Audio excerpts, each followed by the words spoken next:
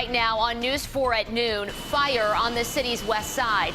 How many people were injured and where the investigation stands this afternoon. Fall might be arriving this afternoon, but it is not going to feel like it this weekend. We have a real late summer sizzler heading our way. I'll tell you about it in my phone forecast. And braving the heat, what officials at New Era Field are doing to help fans stay cool for the upcoming game. News 4 at noon starts right now. Live in high definition. This is Western New York's news leader. Now, News 4 at noon. We begin this noon with a live look at our tower camera overlooking downtown Buffalo. Not a cloud in the sky from what I can see, Mike. Just a gorgeous sunny Friday, the first day of autumn, and it's certainly not going to feel like it. I know. Autumn arriving officially, Mel, at 4:02 this afternoon. And, you know, we have summery stuff to talk about. We've been advertising this all week long, and this forecast really essentially has remained unchanged all week. In fact, it looks even steamier today for the end of the weekend than it did, I think, yesterday. Hey, we're going to take you up to the beautiful Wilson Boat Harbor, just looking gorgeous up there. Lots of blue sky along the south shore of Lake Ontario. Here's the scene from the Elmwood Strip in the city, and looking A-OK. Lots of sunshine around the metro at noontime today, too. And do you remember that fog we showed you on Wake Up this morning? Well, it has cleared out of Chautauqua Lake. I mean, it was socked in again this morning down that direction. We had a lot of foggy areas, but at least that is gone. It could be back again tonight, though, in some of those river valleys come tomorrow morning. Hey, the countdown to fall, just a few more hours left here. 4:02 this afternoon. It becomes official according to the astronomical calendar. And you know, even though we're talking temperatures well into the 80s this afternoon, I got to keep reminding you that the normal high temp is 69 for the state. And by the finish of the weekend, it's even a tad lower than that. So we're talking temperatures almost 20 degrees above normal for this time of year by the time that Sunday rolls around as we talk about this heat. Sunset time, 7:12 tonight. Your headlines at noontime today on this Friday. We are dealing with a lot of late summer heat out there, not only today, but heading into the weekend. We got Saturday topping off at 86 degrees. That would tie a record, and sunshine again on Sunday, 88. That would tie yet another record. If we exceed any of those temperatures, obviously, we're going to be breaking some records this weekend. I'll let you know how much longer this is going to last coming up in my full forward forecast. All right, Mike, thank you. This afternoon, water board officials in Niagara Falls are trying to figure out what caused a water main break that affected several homes and businesses overnight.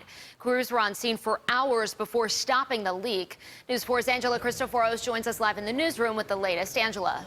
Well, Mel, things are back to normal now, but water pressure was low citywide at most homes and businesses in Niagara Falls early this morning. This comes after the water board is already under scrutiny for routine maintenance that resulted in black discharge getting into the Niagara River at the falls this summer. A 24-inch water main owned by the Niagara Falls Water Board broke on the Goodyear chemical plant property late last night. The plant is closed today because of it. Water pressure was restored early this morning after the county's emergency interconnect was activated. It helped feed water reserves at the Water Board's Buffalo Avenue treatment facility. That's how crews were able to get things back to normal by around 6 a.m. Repair crews are now trying to figure out the size and the scope of the rupture. A lot of good work by the outside water division of the water board here. They managed to find and turn off 4 valves to isolate the situation within the Goodyear plant. And after having dropped to a low of 28 psi in the system at one point, the system is now back up to 60 psi. Probably about 6 o'clock I realized that it was kind of low and it would spurt out. City engineering crews are at the plant with the water board surveying the damage and assessing the situation. The water board has also been in contact with the New York State Department of Health. Live in the newsroom, Angela Cristoforos, News 4 at noon. This afternoon, Hurricane Maria is a Category 3 storm and is heading near the Turks and Caicos Islands. She left her mark on Puerto Rico 2 days ago, killing more than a dozen people.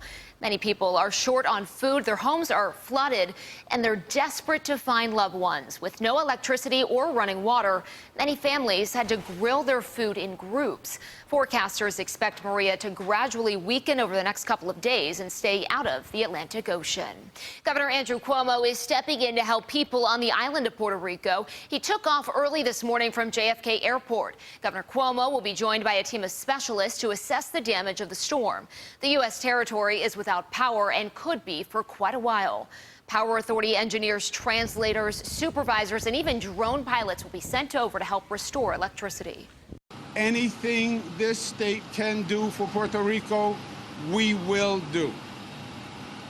Whatever resource, whatever need they have, this state will be responsive. And part of today is to find out exactly how we can best help.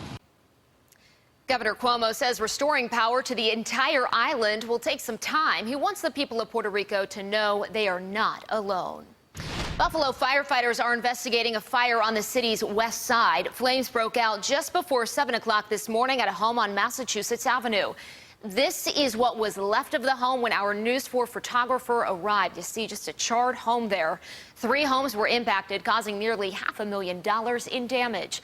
The fire department tells us 7 people were taken to the hospital. 5 of them are children. About 7 people transported, some with burns, some with other injuries. They're being treated at local hospitals at this time. We saw crews removing a propane tank from one of the houses, but it's not clear if that's connected to the fire. The cause is still under investigation. We have an update to a late-night shooting on Buffalo's east side. The incident happened just after 9 o'clock last night in the 300 block of Leroy Avenue. Buffalo police say 2 males were shot and transported to ECMC. A 29-year-old Buffalo man has been treated and released, while a 27-year-old Buffalo man is still at ECMC being treated for non-life-threatening injuries. Anyone with any information is being asked to call or text the confidential tip line. That number is 847-2255.